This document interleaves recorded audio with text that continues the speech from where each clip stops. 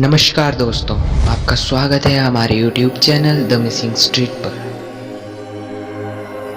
आज मैं आप सभी के लिए लेकर आ गया हूँ श्रापित डायरी का पार्ट 2। अगर अभी तक आपने इसका पार्ट 1 नहीं सुना है तो लिंक मैंने डिस्क्रिप्शन में दे दिया है। पहले आप जाकर के फर्स्ट पार्ट सुन लीजिए, फिर आप इस कहानी पर आइएगा, तभी आपको ये कहानी समझ में आएगी। तो दोस्तों, हेडफोन लगाइए और मज़ा लीजिए हमारी कहानियों का। नींद तो मुझे आ नहीं रही थी। मैं सिर्फ यही सोचे जा रहा था कि आखिर इन सब के पीछे की सच्चाई क्या है। मैं सिर्फ अपनी आंखें बंद कर लेटा हुआ था कि अचानक मेरे कमरे के बाहर किसी की चलने की आवाज़ आई। मैं तुरंत उठकर बाहर देखने चला गया, लेकिन बाहर मुझे कोई नहीं दिखा। पर जैसे ही मैंने सीढ़ियों की ओर देखा तो मुझे दिखा कि कोई छोटी सी बच्ची वहाँ से नीचे उतर रही है।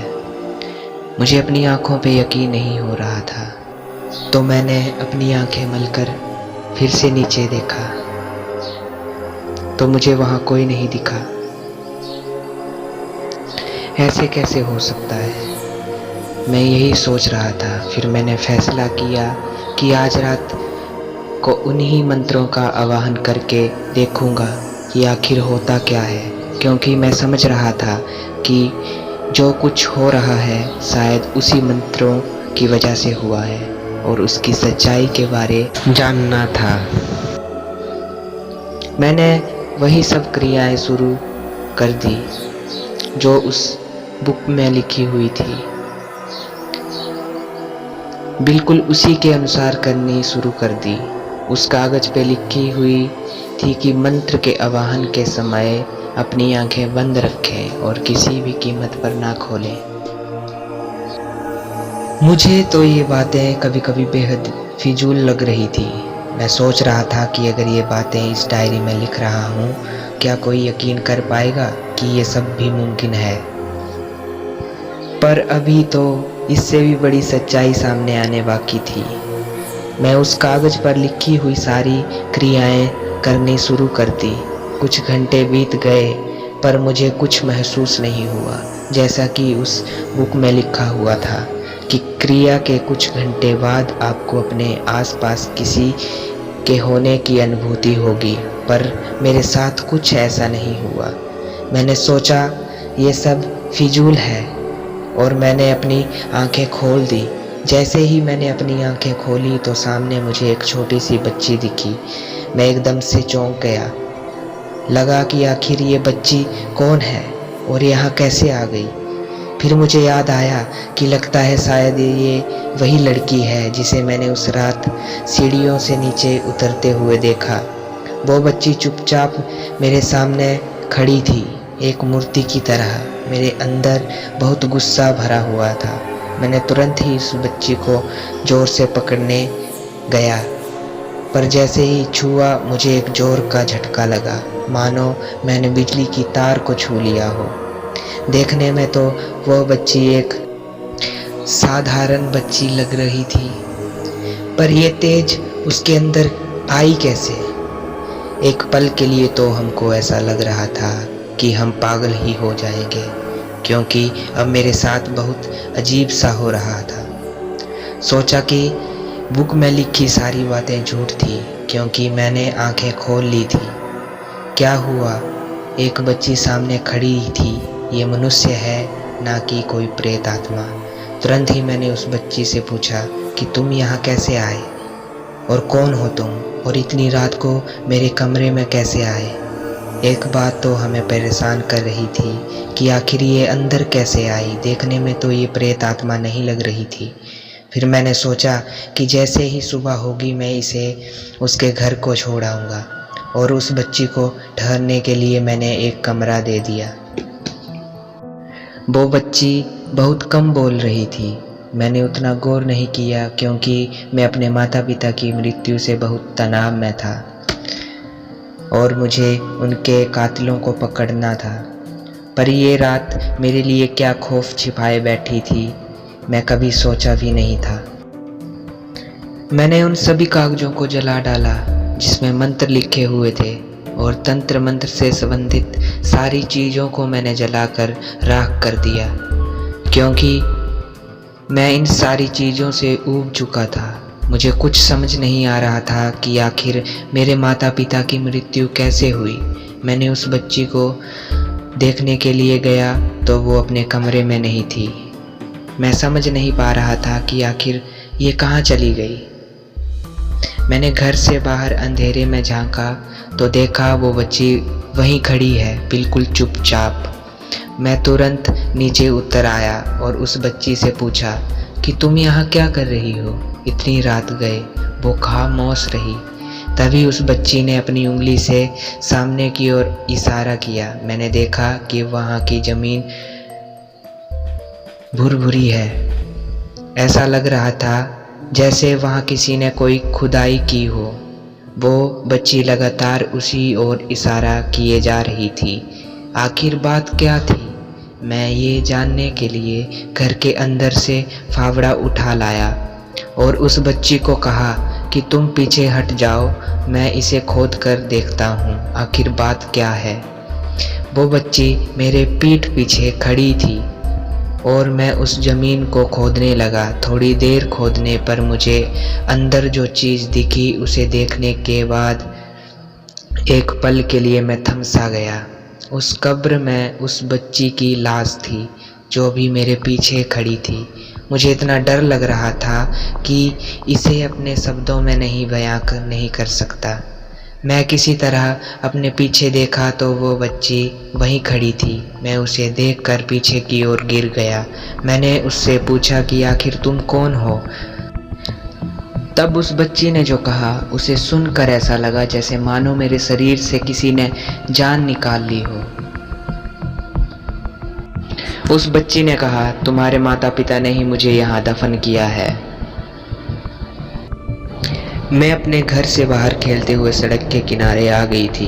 तब तुम्हारी माँ ने मुझे बहलाकर अपने साथ ले गई और मुझ पर तंत्र मंत्र करके बेहोश कर दिया। और जब मैं जागी तो पाया कि मैं ज़मीन के नीचे हूँ और जैसे ही मैं बाहर निकलना चाही तो तुरंत बाहर की ओर आ गई। मुझे लगा कि मैं बच कैसे गई। मुझे यकीन नहीं हो रहा था कि आखिर मैं ज़मीन में कैसे दफन हो गई और तुरंत बाहर कैसे निकल आई, वो भी इतनी आसानी से। पहले तो मैं भागकर अपने माँ के पास गई। मैं बहुत खुश थी कि मैं बचकर आ गई हूँ। जैसे ही मैं अपने घर पहुँची तो वहाँ चित्कार मची हुई थी। मेरे घर वाले रो रहे थे। मैं वहाँ पहुँचकर इधर उधर देखी तो चारों ओर बहुत भीड़ जमी हुई थी। मैं समझ नहीं पा रही थी कि आखिर लोग ऐसे रो क्यों रहे हैं, वो भी मेरे घर के सामने। मैंने जैसे ही अपने घर में प्रवेश किया तो सामने देखा कि दीवार पे मेरी तस्वीर लगी हुई है और उस पर फूलों की माला चढ़ी हुई है। मैं सामने अपनी माँ को देखा तो मैं तुरंत उनके पास चली गई, पर वो मुझे देख भी नहीं पा रही थी। मैं रोते हुए उनको कहा कि आखिर मेरे से ऐसी क्या गलती हो गई है कि आप लोग मुझे सुन भी नहीं पा रहे हैं। मैं तुरंत अपने माँ के गोद में बैठ गई, पर उन्हें कुछ महसूस नहीं हुआ कि मैं उनके गोद में बैठी हूँ। वो बस मेरी तस्वीर को देखकर रोई जा रही थी। मैं लगातार उनसे यही कहे जा रही थी कि माँ, अभी मैं जीवित हूँ, फिर भी आप लोग क्यों रो रहे हैं? पर मेरी बात का उन पर कोई प्रभाव नहीं पड़ा। अचानक एक व्यक्ति मेरे आर पार हो गया और मुझे कुछ भी नहीं हुआ, यहाँ तक मैं हिली तक नहीं। फिर मुझे याद आया कि एक औरत ने मुझे अपने पास बुलाया था और उसी ने ये सब किया था। मैं वहाँ से भागकर उस जगह पे आ गई जहाँ मुझे दफन किया गया था। जब मैंने वहाँ की मिट्टी हटाई तो वो हट नहीं रही थी। मेरे हाथ उस पर स्पर्श नहीं कर पा रहे थे। थोड़ी ही देर में वहाँ वो औरत आ गई जिसने मुझे दफन किया था। मैंने उसको कहा कि आखिर क्यों तुमने मुझे दफन किया था? यहाँ पर, लेकिन वो औरत मेरी कोई बात सुन नहीं पा रही थी, मानो मेरी आवाज़ उसकी कानों तक पहुंच नहीं पा रही हो। मैंने देखा कि वो औरत एक फावड़ा लाई और उस कब्र को खोदने लगी। खोदने के बाद मैंने देखा कि मेरी लाश अंदर पड़ी हुई है, वो भी बुरी हालत में। अब मैं समझ चुकी थी कि मैं मर चुकी हूँ। इसी औरत ने मुझे मारा है और मैं एक आत्मा हूँ और मुझे इन लोगों से बदला लेना है। मैं उस औरत का पीछा करने लगी। देखा कि वो घर के अंदर गई और अंदर भी एक व्यक्ति बैठा हुआ है जिसने अपने आगे अजीब अजीब सी तंत्र मंत्र संबंधित चीज़ें रखी हुई हैं। वो औरत भी उसी व्यक्ति के बगल में आकर बैठ गई।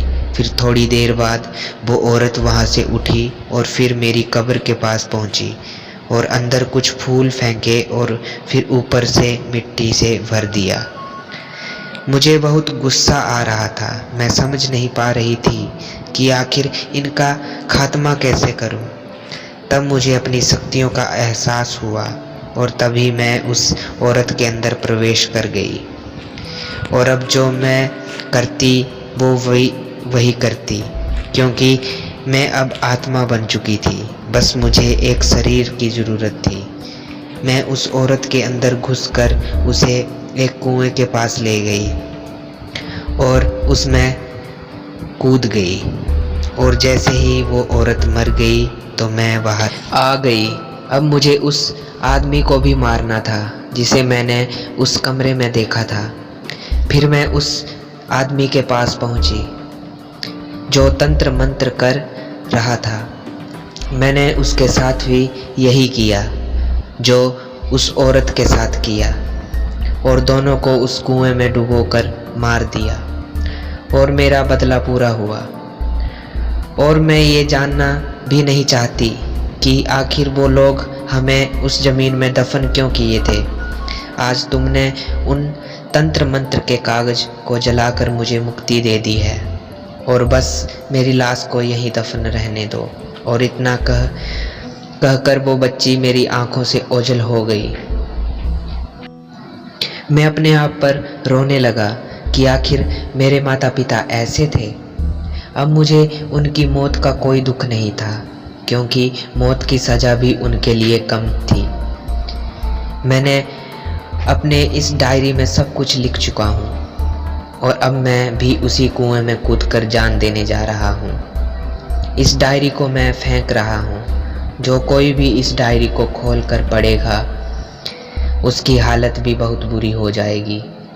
और यही गलती काव्या ने की और अब वो पूरी तरह से विकलांग हो चुकी है। पर काव्या ने इस कहानी को हमें बतलाया, जो कि अपने आप में एक बहुत बड़ी बात है। पर इस कहानी में एक बात मेरे समझ से परे थी कि अगर वो बच्ची किसी को नहीं दिख रही थी तो फिर सागर को कैसे दिखने लगी, और ऐसा क्यों सोच सागर ने अपनी जान दे दी। ऐसे भी आत्माओं का रहस्य बहुत बड़ा है, जिसे एक डायरी में लिखे हुए शब्दों में समझ पाना बेहद मुश्किल है। अभी तक इस तरह की घटना मैंने पहले कभी नहीं सुनी थी, पर काव्या ने एक बात नहीं बतलाई कि आखिर उसने उस डायरी के साथ क्या किया, और इस बात को पूछना मैं भी लाजमी नहीं समझा। तो दोस्तों, आपको मेरी कहानी कैसी लगी? अगर अच्छी लगे तो लाइक, कमेंट और शेयर करना। धन्यवाद।